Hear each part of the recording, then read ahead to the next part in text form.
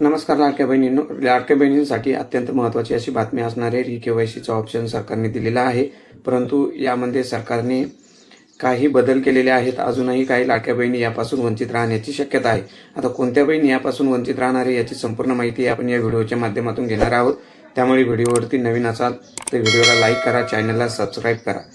लाडक्या बहिणींनो, आपण जर बघितलं तर नोव्हेंबर आणि डिसेंबर 2025चा आपला हप्ता पेंडिंग आहे. त्यासाठी री-के-वाय-सीचा ऑप्शन देण्यात आला आहे खरा, परंतु अशाच लाडक्या बहिणींना री-के-वाय-सीचा ऑप्शन देण्यात आलेला आहे की ज्यांची के-वाय-सी करताना चुकलेली आहे. परंतु बऱ्याचशा लाडक्या बहिणी अशाही होत्या की त्यांनी के-वाय-सी केलीच नव्हती. तर अशा बहिणींना मात्र री-के-वाय-सीचा ऑप्शन आलेला नाहीये.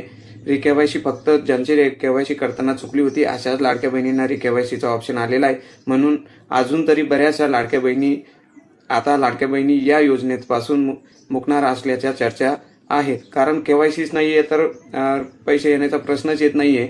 ज्यांना के-वाय-सी दुरुस्त करण्याचा पर्याय दिलेला आहे, त्याचबरोबर ज्यांच्या के-वाय-सी बाकी नाही आहे अशांना सुद्धा के-वाय-सीचा पर्याय उपलब्ध देणे करून अपेक्षित होतं.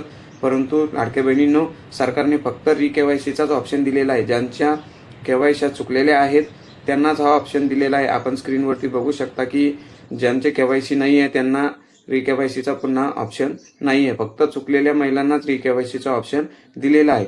जर री-के-वाय-सीचा ऑप्शन या महिलांना उपलब्ध झाला तर लगेच आपल्या या यूट्यूब चॅनलच्या माध्यमातून आपल्यापर्यंत देण्यात येईल. त्यामुळे लाडक्या बहिणींनो, या यूट्यूब चॅनलला सबस्क्राईब करून ठेवा, जेणेकरून नवीन येणारं नोटिफिकेशन आपल्याला लवकरात लवकर प्राप्त होईल. धन्यवाद.